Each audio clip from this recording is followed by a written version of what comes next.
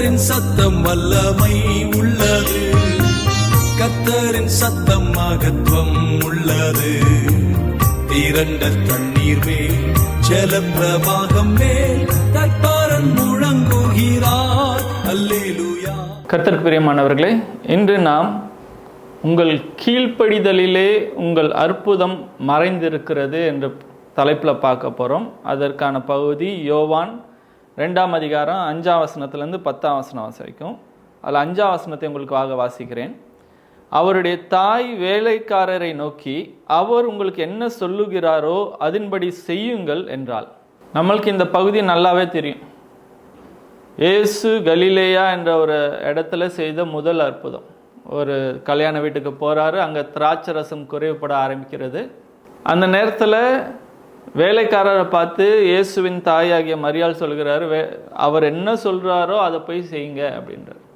அதே மாதிரி வேலைக்காரர் இயேசுகிட்ட போகும்போது இயேசு சொல்லுகிறார், நீங்கள் கற்சாடியில் தண்ணீரை நிரப்புங்கன்னு சொல்கிறாங்க. அதே மாதிரி வேலைக்காரர்கள் கற்சாடியை தண்ணீரினால் நிரப்பும்போது அது தண்ணீர் திராட்சை ரசமாய் மாறுகிறது. பந்தி விசாரிப்புக்காரனிடத்தில் போய் அதை கொடுக்கும்போது அவன் பார்த்துட்டு நல்லா ருசியாக இருக்கே இந்த திராட்சை ரசம்னு சொல்லி மணவாளன்ட்டு சொல்கிறார், ஏற்கனவே ஃபஸ்ட்டு நல்ல முதல் தரமானதை கொடுத்துட்டு அதுக்கப்புறம் கொஞ்சம் தரம் குறைஞ்சதை கொடுப்பாங்க, ஆனால் நல்ல ரசத்தை இவ்வளோ நேரம் வச்சுருக்கீங்கன்னு சொல்கிறார். இப்படி அவர் செய்த அந்த அற்புதத்தினாலே தேவன் மகிமைப்பட்டார், இயேசுவை விசுவாசிக்க ஆரம்பித்தார். இன்றைக்கும் நிறைய பேர் ஆண்டவரை நோக்கி, ஆண்டவரே இந்த காரியத்தில் எனக்கு அற்புதம் செய்வீராக, இந்த திராட்சை ரசம் குறையப்பட்டு போகிறதே, இல்லாமல் போனால் எனக்கு அவமானம் ஆகிடும், எனக்கு இந்த நஷ்டம் ஆகிடும், இந்த நன்மைகள் கிடைக்காம போகும் அப்படின்னு சொல்லிட்டு ஜெபிக்கிறவர்கள் நிறைய பேர் இருக்கிறாங்க. ஆனால் ஜெபிச்சதை பெற்றுக்கொள்ளாமலும் நிறைய பேர் இருக்காங்க. எத்தனை வருஷமாக ஜெபம் பண்ணாலும் இந்த அற்புதத்தை நான் ஏன் பெற்றுக்கொள்ளவில்லை அப்படின்ற ஒரு கேள்வி இருக்கும்போது, இன்று ஆண்டவர் உங்களோடு பேசுகிற ஒரு காரியம், உங்கள் அற்புதம் கீழ்ப்படிதலிலே மறைந்திருக்கிறது. ஜெபிக்கும்போது மரியாள் சொன்னதை உங்களை கேட்டு வேலைக்காரர்கள் இயேசுகிட்ட போய் நாங்கள் என்ன பண்ணணும் அப்படின்னு கேட்கறதுனால அற்புதம் நடக்கலை. இயேசு சொன்னதின்படியாக இவர்கள் செய்தபடினாலே அந்த இடத்துல ஒரு அற்புதம் நடந்தது.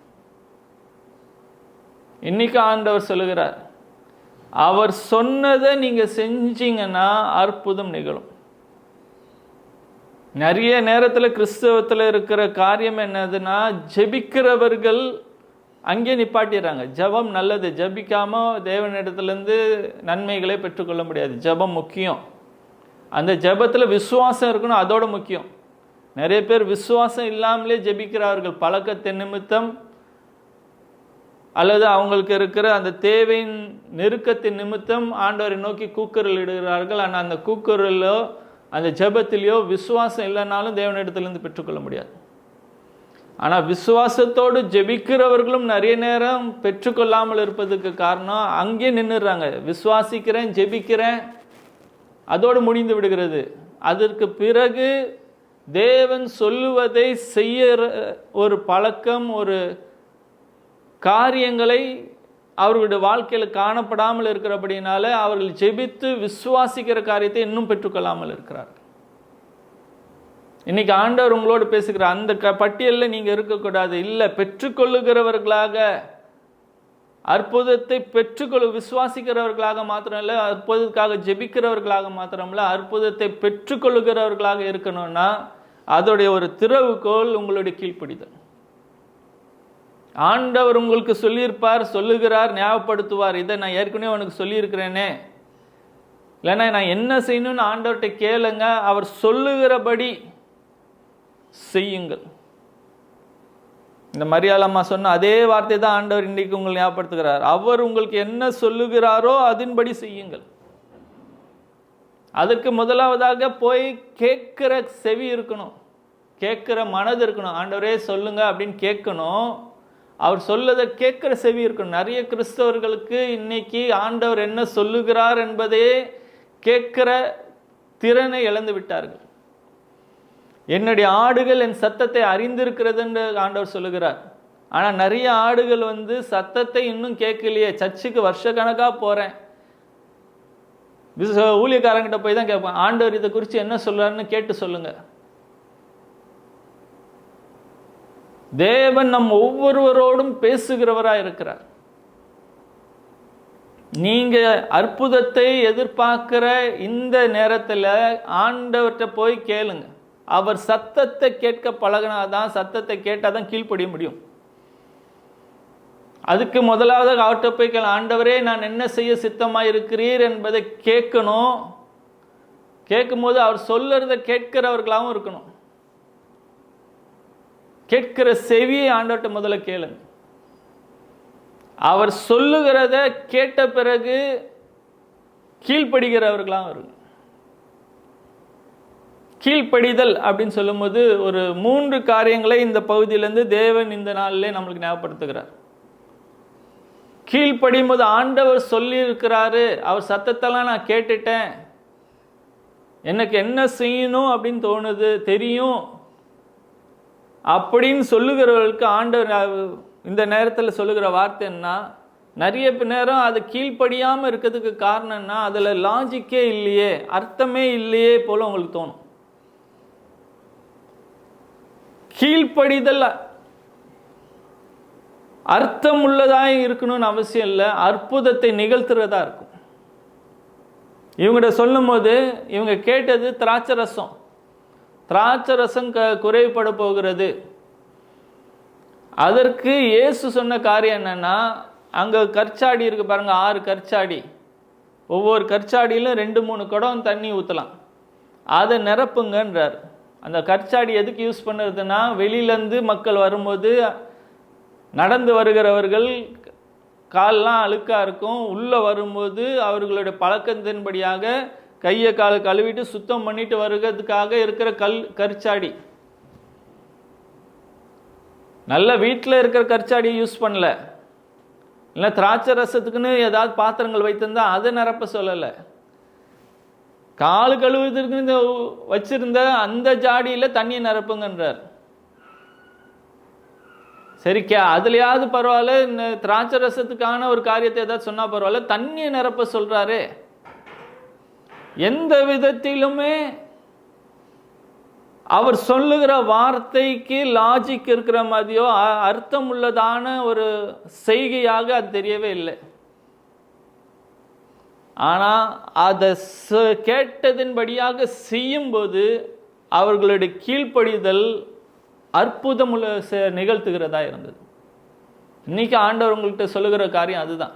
ஆண்டவர் சொல்லுகிற காரியத்துல உங்களுடைய அறிவை சார்ந்தவர்களாக செயல்படுத்தாதீங்க, தீர்மானம் எடுக்காதீங்க.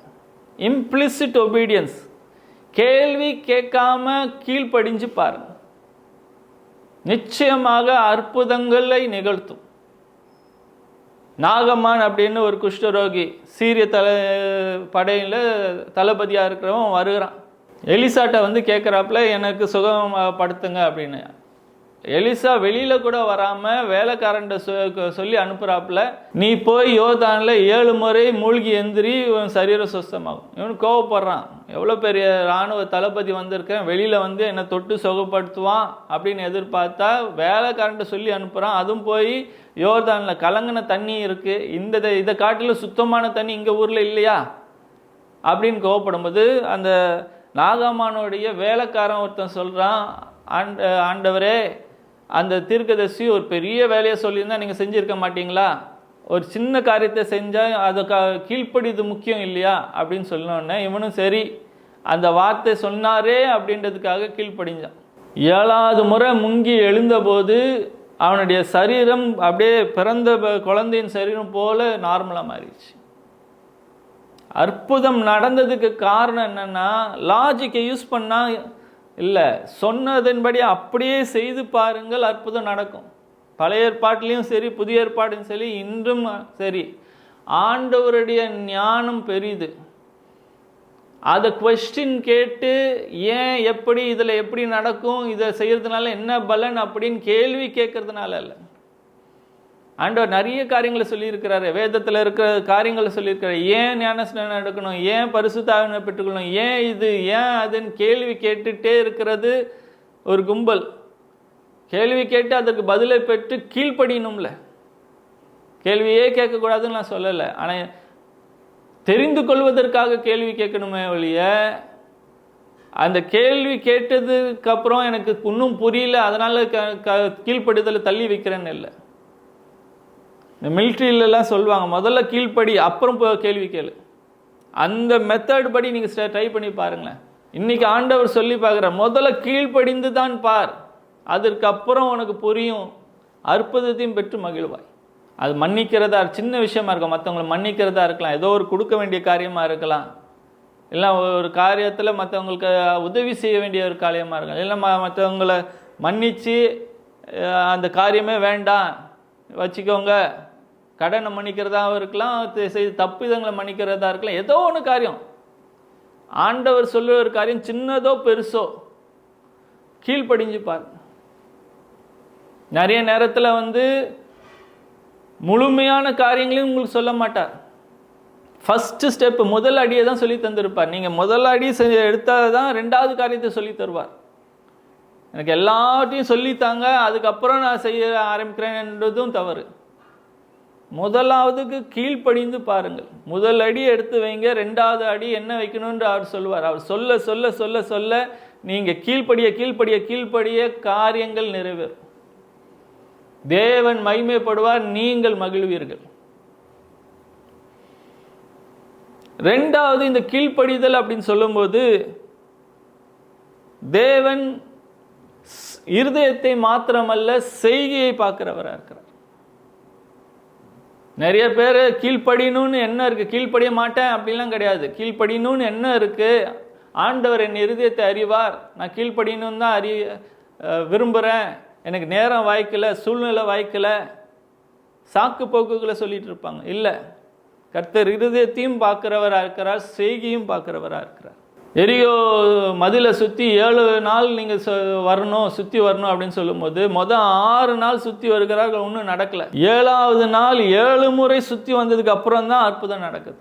அலங்க இடிந்து விழுகிறது. இவங்க சத்தம் போடும்போது, எக்காலம் ஊதி சத்தம் விடுங்கள் அப்படின்னு சொல்லும் போது, இவங்க சத்தம் விடும்போது அந்த அலங்கம் இடிந்து விழுகிறது. 6 நாள் அவங்க பேசாமல் இருந்தார்கள். பேசாத அப்படின்னு யோசுவா சொல்லியிருந்தார், பேசாமல் இருந்தாங்க, சத்தம் போடாமல் இருந்தாங்க. 7வது நாள் 7 முறை சுற்றி வந்ததுக்கு அப்புறம் சத்தம் போடுங்கன்னு சொல்லும் போது சத்தம் போட்டாங்க. அவங்க அப்படி சத்தம் போட்டதுனால, தேவன் இவர்களுடைய சத்தத்தினால, இவர்கள் கீழ்ப்படியதுனாலே அந்த இடத்துல அற்புதம் செய்தார். ஆண்டவருடைய சத்தத்தை கேட்குறீங்க, ஆனால் செயல்படாமல் இருக்கிறீர்கள் என்றால் நீங்கள் உங்களை நீங்களே வஞ்சிக்கிறவர்களாக இருக்கிறீர்கள். கேட்டால் போதும் அப்படின்னு நினைக்கிறேன். கேட்கறது ஆசீர்வாதம், ஆனால் கேட்டால் அதற்கு கீழ்ப்படியவும் வேணும், செவி சாய்க்க வேணும். செவி சாய்க்காமல் கீழ்ப்படியாமல் வெறும் கேட்கிறவர்களாக இருந்தால் நீங்கள் உங்களை வஞ்சிக்கிறவர்களாக இருக்கீங்க. கேட்டு திருப்தி அடைஞ்சி போய் வீட்டுக்கு போயிட்டேன், திரும்பவும் கேட்குறேன், திருப்தி அடைகிறேன், மகிழ்கிறேன், போதும் அப்படின்னு இல்லை. அது ஒரு வஞ்சிக்கப்பட்ட ஒரு வாழ்க்கை. நான் கேட்கிறதின்படியாக, விசுவாசிக்கிறதின்படியாக காண வேண்டும், அனுபவிக்க வேண்டும். அதுதான் ஆசீர்வதிக்கப்பட்ட ஒரு வாழ்க்கை. எதை கேட்டுட்டு நான் இன்னும் கீழ்ப்படியாமல் இருக்கேன், விருப்பம் இருக்குது, செய்கையில் கொண்டு வராமல் இருக்கேன், செய்கையில் கொண்டு வந்தும் முழுமையாக அதை செயல்படுத்துகிற வரைக்கும் வெயிட் பண்ணணும். ஆண்டவர் சொன்னார், நான் செஞ்சேன் அப்படின்னு இல்லை, முழுமையாக செயல்படுத்துகிற வரைக்கும். 7வது நாள் 7 முறை நீங்கள் சுற்றி வந்துட்டு கடைசியாக சத்தம் போடுற வரைக்கும் வெயிட் பண்ணணும். முழுமையான கீழ்ப்படுதலை கர்த்தர் ஆசீர்வதிப்பார். தேவன் உங்களுடைய செய்கையை காண்கிறவராக இருக்கார். முழுமையாக கீழ்ப்படுகிறீர்களா என்பதை காண்கிறவராக இருக்கிறார். அதனால் இவங்க நடக்க ஆரம்பிச்சிட்டாங்கன்னு முதல் நாளே இவங்க அலங்கம் இடிந்து விழலை. 7வது நாள் 7வது முறை நடந்து வந்த பிறகும் அலங்கம் விழலை. இவர்கள் சத்தம் போடும்போது மாத்திரம்தான் அலங்கம் இடிந்து விழுந்தது. முழுமையான ஒரு கீழ்ப்படிதலை தேவன் எதிர்பார்க்கிறார். ஃபஸ்ட்டு கீழ்ப்படிதல் என்று சொல்லும் போது அதில் அர்த்தத்தை பார்க்காதீங்க, இது அற்புதத்தை உண்டாக்கக்கூடிய செயல்பாடு என்பதை அறிந்து கொள்ளுங்கள். கீழ்ப்படிதல் என்று சொல்லும்போது கர்த்தர் இருதயத்தை தான் பார்க்குறாரு, ஏன் செயல்பாட்டின் குறைவை கர்த்தர் காணாதவராக இருப்பார், இல்லைன்னா மன்னிச்சிருவார், ஏற்றுக்கொள்வார் நினைக்காதீங்க. முழுமையான கீழ்ப்படிதலுக்கு நீங்கள் ஒப்பு கொடுக்கிறவர்களாக இருங்க. நீங்கள் முழுமையாக அந்த கீழ்ப்படிதலுக்கு நீங்கள் உங்களை அர்ப்பணித்தால் அற்புதத்தை காண்பீர்கள். அடுத்ததாக இந்த பகுதியில் பார்க்குறோம், 2:7 சொல்லுகிறது, இயேசு வேலைக்காரரை நோக்கி ஜாடிகளிலே தண்ணீர் நிரப்புங்கள் என்றார். அவர்கள் அவைகளை நிறைய நிரப்பினார்கள்.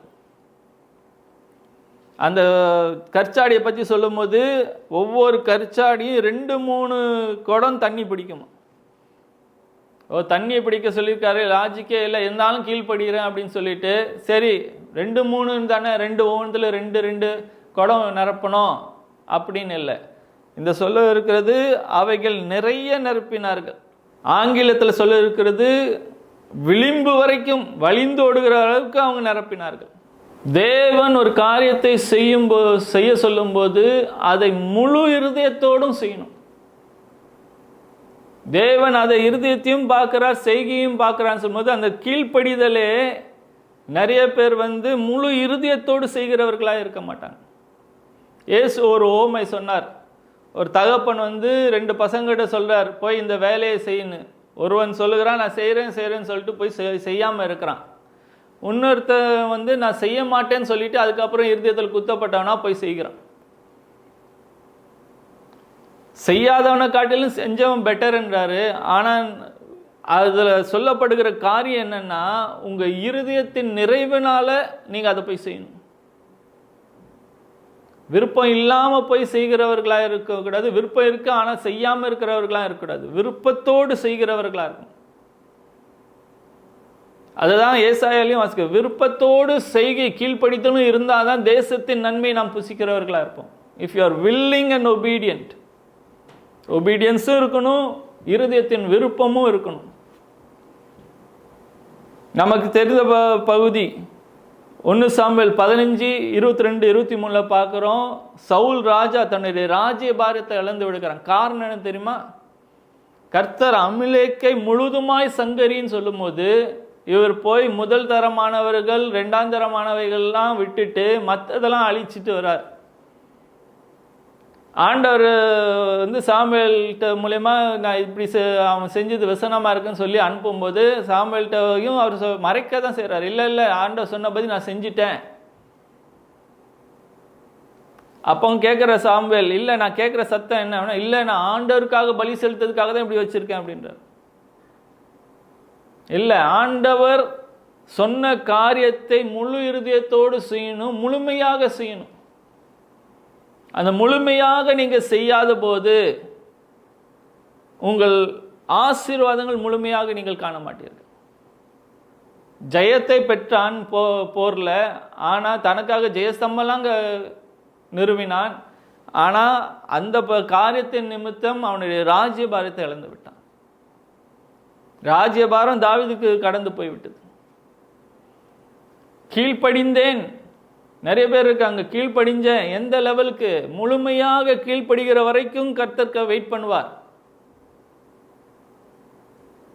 எனக்கு எது பெட்டர் அப்படின்னு சொல்லி அவர் சொன்ன காரியத்தில் உங்கள் லாஜிக்கு அப்ளை பண்ணி எது எனக்கு கரெக்டுன்னு தோணுதோ அது வரைக்கும் கீழ்ப்படிவேன், இந்த ஒரு காரியத்தில் நான் முழுமையாக கீழ்ப்படிய மாட்டேன் அப்படின்னு இருக்கக்கூடாது. ஆண்டவர் சொல்லுகிற காரியத்துக்கு முழுமையாக கீழ்ப்படிந்து பாருங்கள். முழுமையாக நீங்கள் கீழ்ப்படிந்தால் மாத்திரம்தான் அதை தேவன் அங்கீகரிக்கிறவராயிருப்பார், ஆசீர்வதிக்கிறவராயிருப்பார். அப்பொழுதுதான் நீங்கள் எதிர்பார்க்கிற அந்த அற்புதத்தை காண்பீர்கள். இன்னைக்கு கர்த்தர் பேசிட்டு இருக்காரு. எதை ஒன்றும் தள்ளி போட்டுட்டு இருக்கீங்க? இல்லை, எதை கொஞ்சம் தான் செஞ்சேன், இதில் என்னுடைய அறிவை பயன்படுத்தி இது நல்லது இது நல்லது இல்லைன்னு நான் எங்கே முடிவெடுக்க ஆரம்பித்தேன். இல்லை, அவர் சொன்னதுக்கு அப்படியே கீழ்ப்படிவேன் என்று சமர்ப்பித்து பாருங்கள், கீழ்ப்படிந்து பாருங்கள். கர்த்தர் சொல்லுகிற அற்புதத்தை நீங்கள் காண்பீர்கள். இந்த 8வது வசனத்தில் பார்க்குறோம், அவர் அவர்களை நோக்கி நீங்கள் இப்பொழுதும் உண்டு பந்தி விசாரிப்புக்காரனிடத்தில் கொண்டு போங்கள் என்றார். அவர்கள் கொண்டு போனார்கள். கீழ்ப்படிதலில் ஒரு டைமிங்கு முக்கியம். இவங்க தண்ணியை ஊற்றும் போதே சரிப்பா ஒரு கப்பை எடுத்துகிட்டு போய் அந்த விசாரிப்புக்காரன்ட்ட கொடுத்தோம் அப்படின்னு இல்லை. அவர் சொல்கிறார், இப்பொழுது now is the right time, இப்போ எடுத்துகிட்டு போய் கொடுங்க அப்படின்றார். ஆண்டவர் சொல்லுகிற ஒரு காரியத்தில் கீழ்ப்படிந்தால் மாத்திரம் போதாது, கீழ்ப்படிதலில் அவர் சொல்கிற டைமிங்கையும் நம்ம கீப்பப் பண்ணணும். அவசரப்பட்டும் செய்யக்கூடாது. மோசே அவசரப்பட்டான். 400 வருஷம்தான் இஸ்ரவேலர்கள் அந்நிய தேசத்தில் அவர்கள் இருந்திருக்கணும். 430 வருஷம் அவர்கள் இருந்ததுக்கு காரணம் மோசே அவசரப்பட்டுட்டான். 50வது வயசில் அவனை கொண்டு இஸ்ரவேலர்களை கர்த்தர் அந்த தேசத்திலேருந்து கொண்டு வெளியில் வந்திருக்கணும். ஆனால் இவன் 40வது வயசுலே என் மூலயமா தான் தேவன் அற்புதம் செய்ய போகிறார், இவங்களை விடுதலை செய்ய போகிறார் என்பதை அறிந்தவனா தன்னுடைய பிரயாசத்தின் நிமித்தம் அவசரப்பட்டு 40வது வயசுல செயல்பட ஆரம்பித்தான். அது நிமித்தமாக எக்ஸ்ட்ரா 30 இயர்ஸ் டிலே ஆயிடுச்சு. அதே நேரத்தில் அவர் இப்பொழுது அப்படின்னு சொல்லும்போது செய்யாமல் இருந்தாலும் தப்பு. தடைகள், நீங்கள் அந்த காலத்தை இழந்து விட்டால் அற்புதங்களையும் இழந்து விடுவீர்கள். கர்த்தர் திரும்ப மனம் திரும்பும்போது கர்த்தர் இழந்த காலத்தை அவர் மீட்டு தர அவர் வல்லவராக இருக்கிறார். ஆனால் நிறைய பேர் தேவனுடைய காலத்தை தவற விட்டபடினாலே தங்களோட அற்புதத்தை இழந்தவர்களாகவும் இருப்பார்.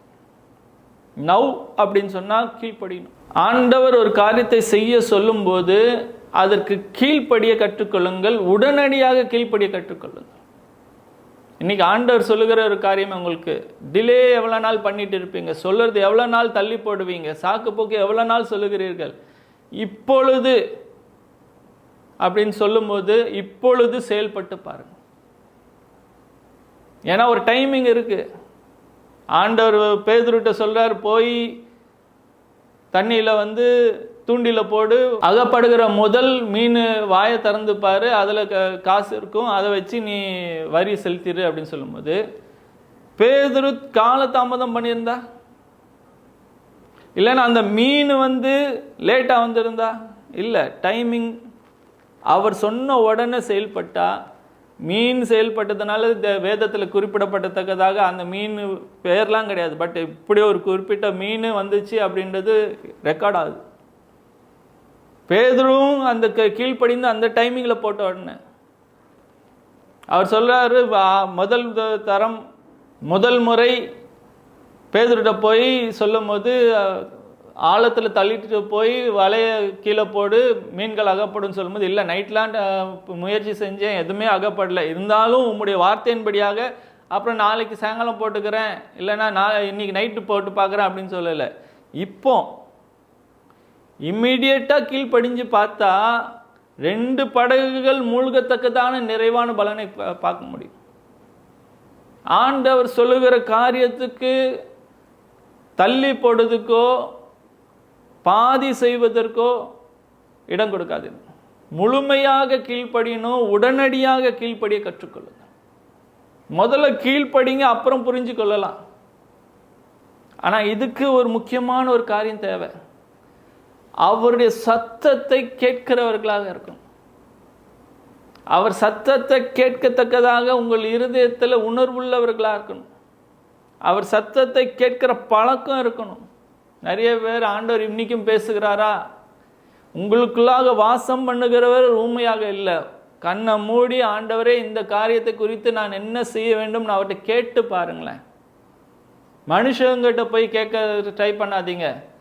ஊழியர்கள்ட்ட போய் தான் கேட்கணும் அப்படின்னு இல்லை. அவங்களுடைய சத்தம் உங்களுடைய இருதயத்தில் ஏற்கனவே கர்த்தர் சொன்னதுக்கு ஒரு கன்ஃபர்மேஷனாக இருக்கலாம், உறுதிப்படுத்துகிற ஒரு வார்த்தையாக இருக்கணுமே ஒழிய உங்கள் சோர்ஸு ஒரு மனிதன், ஒரு ஊழியக்காரர், ஒரு தீர்க்கதரிசியாக இருக்கக்கூடாது. உங்களுக்குள்ளாக வாசம் பண்ணுகிற கர்த்தராக இருக்கணும். அவர் உங்களிடத்தில் தனிப்பட்ட விதத்தில் பேசி பழக்கம் உடையவர்களாக உறவுடையவராக இருக்க வேண்டும் என்று இருக்கிறார்.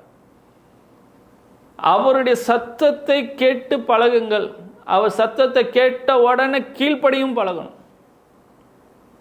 ஆண்டவர் நிறைய நேரத்தில் உணர்த்திட்டே இருக்கிறார். இல்லை எனக்கு அசிரீரி சத்தமாக கேட்டாதான் நான் செயல்படுவேன் என்று நிறைய பேர் காரியத்தை தள்ளி போட்டுக்கிட்டே இருக்காங்க. இல்லை இது ஆண்டவர் சத்தம் தானா என்பதை சந்தேகப்பட்டு தள்ளி போட்டுக்கிட்டு இருக்கிறாங்க. நன்மையான ஒரு காரியமா இருந்தா, பக்திக்குரிய காரியமா இருந்தா, வேதத்துக்கு ஒத்த ஒரு காரியமா இருந்தா, இது கர்த்தருடைய சத்தம் என்பதில் நீங்கள் பழகினவர்களா இருந்தா அதை அறிந்து கொண்டு செயல்பட ஆரம்பிப்பீர்கள். தீமையான காரியத்தை கர்த்தர் சொல்ல மாட்டார். பிசாசுடைய பெரிய வஞ்சகம் என்ன தெரியுமா? கர்த்தர் சொன்னதை கீழ்ப்படியாதுன்னு சொல்ல மாட்டான், அப்புறமா என்று தள்ளி போட வைப்பான். அதான் இருக்கிறதுல பிசாசின் பெரிய வஞ்சகம்.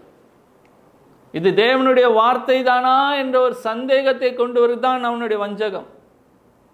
பிசாசின் வஞ்சகத்தை மேற்கொண்டவர்களாக இது கர்த்தருடைய சத்தம் என்ற உறுதியான தெளிவோடு உடனடியாக கீழ்ப்படிய ஆரம்பிங்க.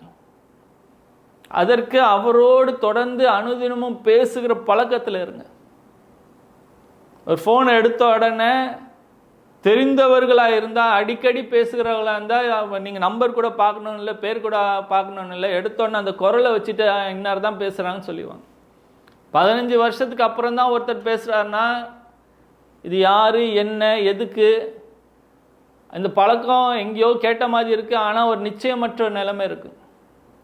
ஒரு சத்தத்தை கேட்டு அது நிச்சயமற்றவர்களாக இருந்தால் அனுதின பழக்கம் இல்லை என்பது அடையாளம். நீங்கள் அவருடைய சத்தத்தில் பழகினவர்களாக தேறினவர்களாக இருந்து கர்த்தர் சொல்லுகிற காரியத்தின்படி செய்யுங்கள்.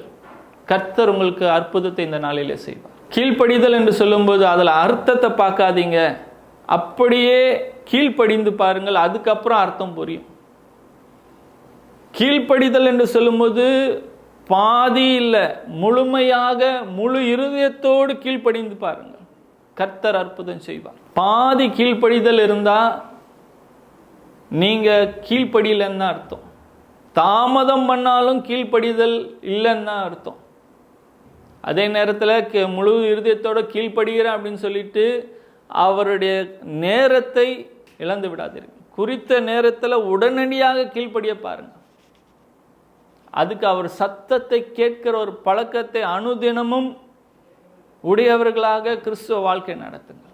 கர்த்தர் உங்களுடைய வாழ்க்கையில் பெரிய காரியத்தை செய்ய விரும்புகிறவராக இருக்கிறார். அதனால தான் இன்னைக்கு இந்த வார்த்தை உங்களோடு பேசி இருக்கிறார். உங்கள் கீழ்ப்படிதலிலே உங்களுடைய அற்புதம் மறைந்திருக்கிறது. உங்களுக்காக நான் ஜெபிக்கிறேன். தகப்பனே, இந்த நாளில் உங்களுடைய சத்தத்தை கேட்ட ஒவ்வொருத்தருக்காக ஜெபிக்கிறேன். இவர்கள் வாழ்க்கையிலே நீர் பெரிய காரியங்களை செய்து அற்புதத்தை நிகழ்த்த வேண்டும், உம்முடைய நாமத்தை மகிமைப்படுத்தி கொள்ள வேண்டும் என்று விரும்புகிறேன்.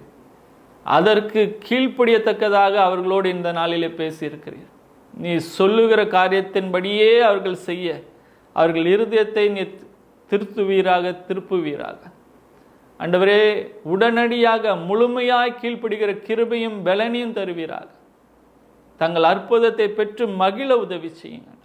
எந்த காரியத்திலே அற்புதத்தை எதிர்பார்க்கிறார்களோ அந்த காரியத்திலே நீர் அற்புதத்தை நிகழ்த்தும்படியாக இந்த நேரத்தில் ஒருமனப்பட்டவர்களாய் உம்மை நோக்கி பார்க்கிறோம். அதற்கு அவர்கள் என்ன செய்ய வேண்டும் என்ற தெளிவு அவர்களுக்கு உண்டாகத்தக்கதாக அவர்களோடு பேசும். அதை செயல்படுத்துகிற கிருபையும் பலனையும் தந்து அவர்கள் அற்புதத்தை பெற்று மகிழ உதவி செய்யுங்க.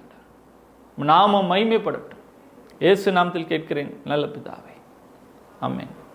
God bless you. For contact J. Seelan Paul Ministries, contact number 97907 Mail ID wordofgod.paul@gmail.com. J. Seelan Paul Ministries வழங்கிய நற்செய்தி உங்களுக்கு பிடிச்சிருந்தா மறக்காம இந்த சேனலை லைக் பண்ணுங்க, ஷேர் பண்ணுங்க, சப்ஸ்கிரைப் பண்ணுங்க. கீழே இருக்க பெல் ஐக்கானை கிளிக் பண்ணுங்க.